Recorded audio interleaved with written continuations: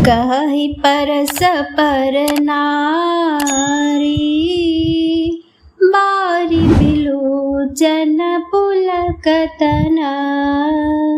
सखी सब करब पुरारी, पुण्य पयो निधि भूपदो। अर्थात नेत्रों में प्रेमाश्रुओं का जल भरकर पुलकित शरीर से स्त्रियां आपस में कह रही है कि हे सखी, दोनों राजा पुण्य के समुद्र है। त्रिपुरारी शिव जी सब मनोरथ पूर्ण करेंगे। एहि विधि सकल मनोरथ करही, आनंद उमगी उमगी उर भरही। जे नृप सिय स्वयं वर आए, देखी बंधु सब तिन सुख पाए। इस प्रकार सब मनोरथ कर रही है और हृदय को उमंग उमंग कर उत्साह पूर्वक आनंद से भर रही है। श्री सीता जी के स्वयंवर में जो राजा आए थे, उन्होंने भी चारों भाइयों को देखकर सुख पाया।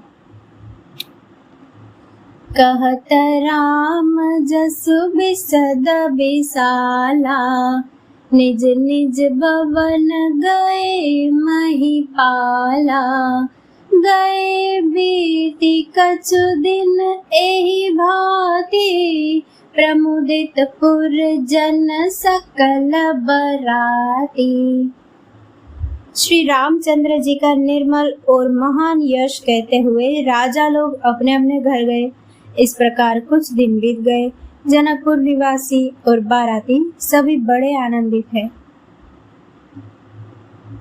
मंगल मूल लगन दिनु आवा, हिम ऋतु अगहनो मासु सुहावा। ग्रह तिथि नखतु जोगु बर बारू, लगन सौधि विधि के न विचारू। मंगलों का मूल लग्न का दिन आ गया। हेमंत ऋतु और सुहावना अगहन का महीना था। ग्रह, तिथि, नक्षत्र, योग और वार श्रेष्ठ थे। मुहूर्त शोध कर ब्रह्मा जी ने उस पर विचार किया। पठे दीनि नारद सन सोई, गनि जनक के गन कन जोई। सुनि सकल लोगन यह बाता, कहहि ज्योतिषी आहि विधाता। और उस लग्न पत्रिका को नारद जी के हाथ जनक जी के यहाँ भेजा गया। जनक जी के ज्योतिषियों ने भी वही गणना कर रखी थी। जब सब लोगों ने यह बात सुनी तब वे कहने लगे, यहाँ के ज्योतिषी भी ब्रह्मा ही है। देनु धूरि बेला विमल, सकल सुमंगल मूल।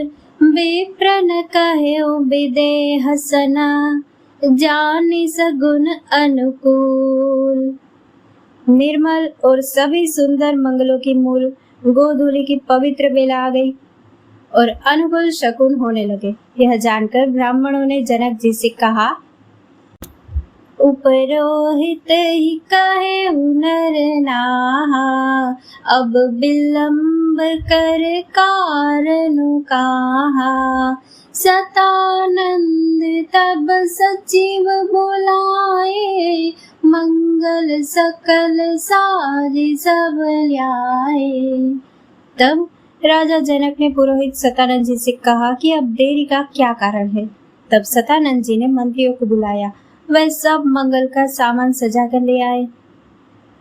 शंख निशान पवन बहु बाजे, मंगल कलश सगुन शुभ साजे।